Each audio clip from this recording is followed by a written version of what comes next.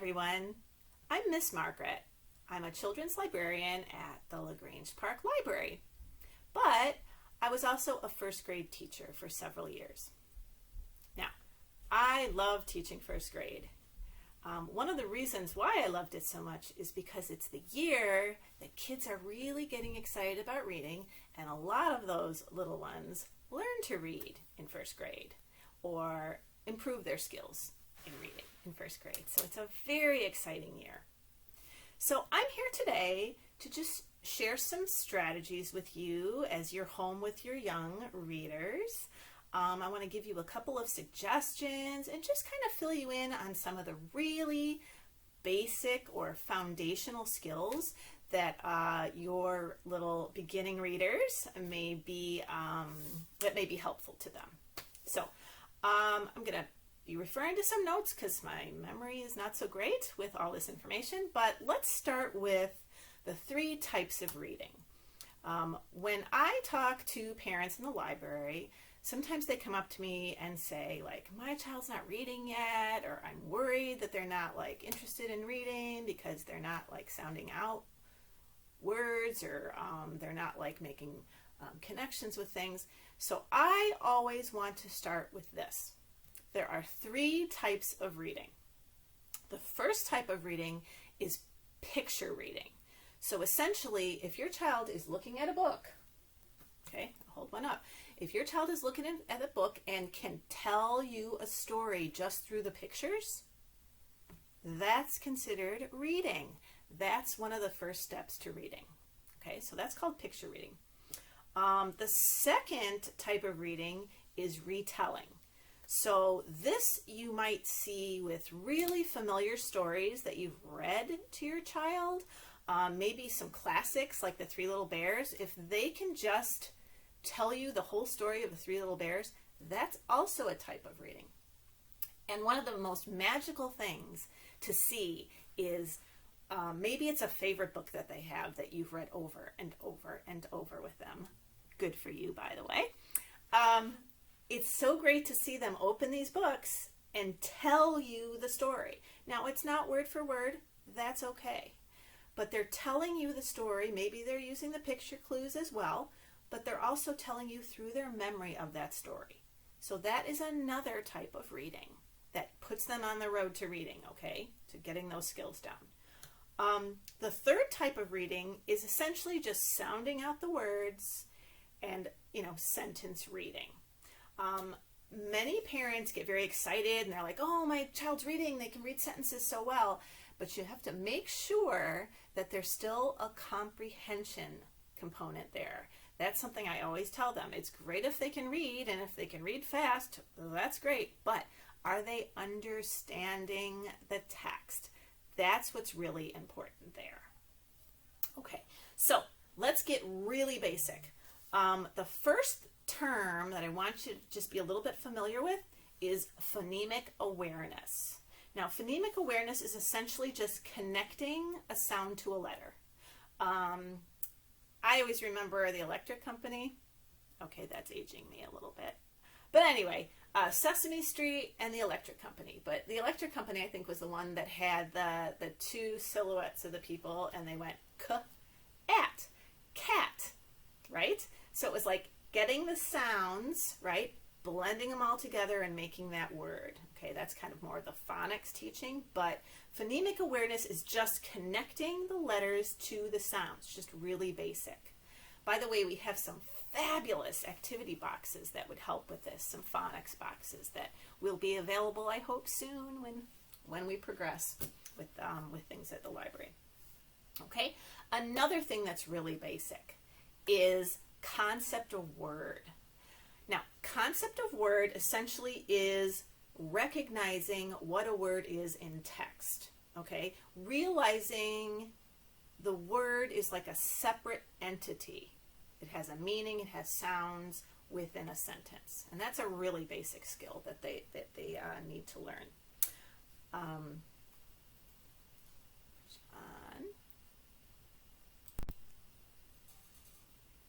Okay, so another thing I want to talk about is using the finger pointing method. So What I used to use in class with my students was this silly kind of weird witch's finger. And I would have them, if they wanted to, put the witch's finger on, right? And this would help them, this is just an example, if they're reading to you, to be able to point a tractor plows. To be able to point to the words, and that, again, that's part of that concept of word idea. This is just kind of a fun way to do it. They don't need to use it. They can definitely just use their own finger. But beginning readers, it's really helpful for concept of word to get that idea to point to each of the words. Okay, we're going to talk a little bit more about that in a minute. Basic things too for really young readers is how to hold a book. I mean, we take that kind of for granted because we know how to do that, but how to hold a book, how to open it, the cover, how we turn pages, you know, we turn them to the left, right, like this.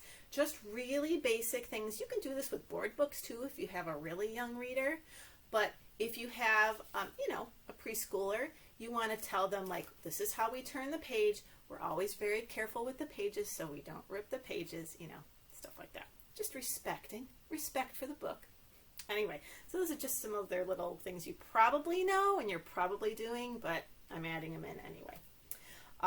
Another thing that's really, really, really important is if they see you reading, that is going to inspire them more than any of these little strategies or practices. Seriously.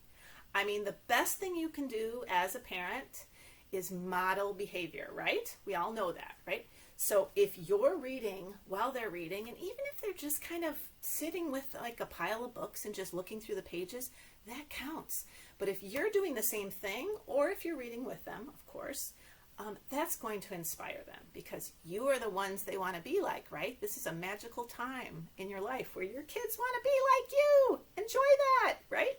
Okay, so anyway, let's see what else I want to talk about. Oh, so at the library, you are going to see a whole bunch of different leveled readers that we have. They're usually by the window. They're called easy readers. And I just picked a couple of them to show you. There are different series. A couple that I really like are rookie readers. I really like those. And the Penguin Young readers. But you have to be careful. Like right now I'm showing you a level 1 because those are the simplest. We have them divided into categories of level 1, level 2, and level 3. Level 1 are going to be the simplest. Just a couple of words on a page. Very basic, you know, for beginning readers. Level 2 will kind of develop some vocabulary. We'll have longer phrases and longer texts. And then level 3 is really like more complicated vocabulary, long sentences, paragraphs. So you also have to be aware, like within the levels, there will be an easy one and there will be like a more complicated, harder one. So they're not all going to be the same. The unfortunate thing about all these publishers is, you know, Penguin may put number 1 and I might look through that and consider that like a 2 or a 3 to me. So look carefully at our ratings that we have, our stickers, and if you ever have any questions, you can always ask us. So please feel comfortable always asking us. Okay? All right. So we have that. Now, let's talk about some fostering some reading strategies. Of course, the most important thing is reading with your child, right? So you're sitting down and you're enjoying a book and you want to get them engaged in the story, but you don't want to interrupt the flow too much because that gets frustrating for them. So one thing that I would do is kind of like make a prediction with the child. For instance, if we were looking at this book, Big Machines, I might say, big machines? Well, let's look at the cover. Well, what do you think this might be about? What's on the cover? Okay, what are some big things on the cover?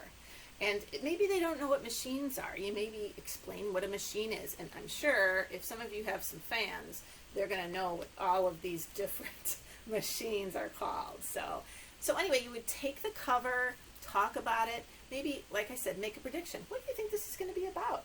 I don't know. What do you think it's going to be about? Do you think it's going to be funny? You know, stuff like that. Just as basic as you need to be, of course, being age appropriate. So, again, picture clues are key. Visual clues. So if you have a reader that actually is able to read some words, like is doing okay, I would do something like this. So this is a really simple one. So it says, a tractor pulls. Okay. Oh, there's the tractor. Well, what's coming out of the tractor? And it says it pulls. What is the tractor pulling? What do you see? Things like that that are going to engage them and get them interested in the story. Yeah, just that's, you know, an example. Ask what's happening in the story. Maybe describe, what do you see over here? What are those called? The thing with picture clues, here's a good example, where you would say, a tractor hauls hay for the cows. Okay, if they didn't know what cows, maybe they didn't know that word, or maybe they didn't know that word hay, this is how you help with that. Picture clues and beginning consonant sounds. So watch. This is how I would do it with a reader. If they read a tractor, because they're making a connection, hauls hay for the cows. If they didn't know hay, I'd say, do you know what that word is? What does it begin with? And then they'd see H and they'd say H. What does H say? What sound does H say? Huh. Okay. So this starts, huh. What do you see in the picture that starts with a huh? What is that? And then they might know it from that. Same thing with cows. If they don't know that word, you know, you can say, well, what does that word start with? What sound? And they'd say, cuh. A tractor hauls hay for the, cuh. What kind of animal, beginning with cuh, right, likes hay? What do you see in the picture? Oh, yeah, I see cows. You know, maybe you could even count the cows if you don't get too distracted. So that's just another kind of strategy you could use.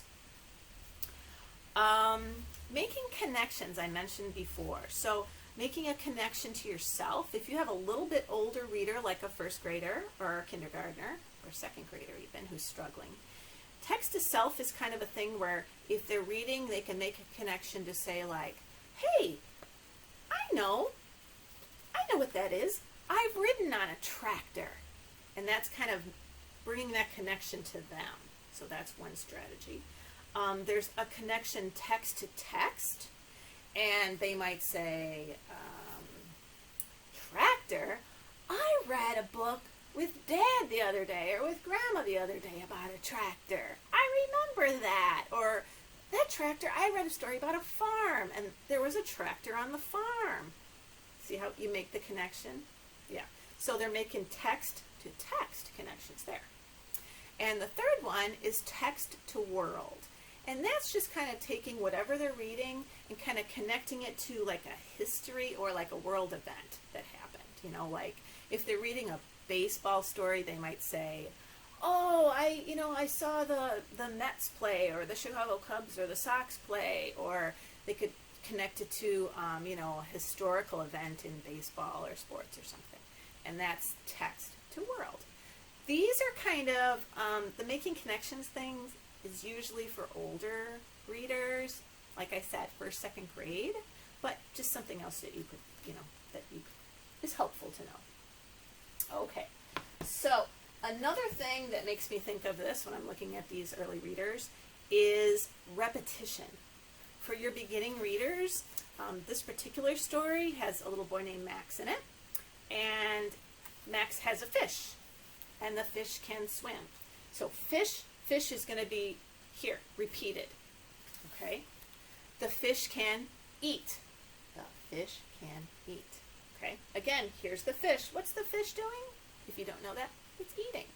Repetition is really helpful for beginning readers because they feel successful.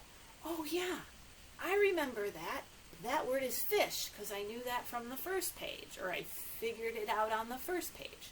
So that's a really good way to look for book titles to be reading. If you have repetition And depending on how much text is on the page, those are two kind of really good places to start. Another thing that's important is kind of nurturing diversity in your titles. Try replacing certain words like fish. You could say something like, do you know how to say that in a different language? You know, maybe they know Spanish or, you know, a different language. Making that connection, like I guess it's called kind of translanguaging, is really helpful for making your young readers feel successful, especially if they're, you know, they know those multiple languages and maybe English is not their first language that they're most comfortable with. So to put that comfort level in them saying, well, how do we say fish? Fish in French, or fish in Spanish, or fish in Chinese, right? Different languages, just kind of, you know, blend them in when you can to make them, you know, feel more successful. It's a great strategy to use. I also have a couple of recommendations. There is a wonderful, wonderful resource called WeNeedDiverseBooks.org, and it helps children kind of see themselves in these stories that kind of mirror themselves. So please take a look at that for some suggestions for some when you're looking for books for your beginning readers.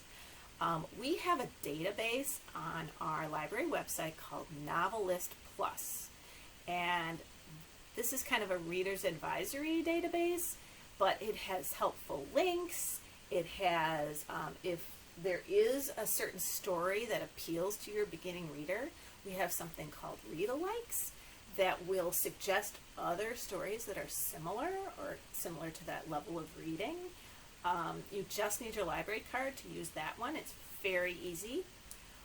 If you need any title recommendations, please feel free to email me. I am happy. It's one of my favorite things to do. I am happy to suggest some titles, or any of the other librarians too at our children's department are so great. You can reach us at childrens@lplibrary.org, or you can just email me. I am Margaret at lplibrary.org. I'm sure I'm forgetting something else, but this was kind of just a start. It is in no way inclusive of everything that, you know, you want to start with your beginning reader. And it's just some things I remembered that were really helpful and that worked with a lot of my students. And I just wanted to share them with you because, especially now, you are, you know, your child's teacher in many ways, your child's first teacher. And that's an honor. So we appreciate everything you do to get them ready. We love helping your kids be better readers or get started reading. And like I said, if there's anything we can ever do, please let us know. It is our pleasure. So thanks for joining me, and we hope to see you soon. Take care.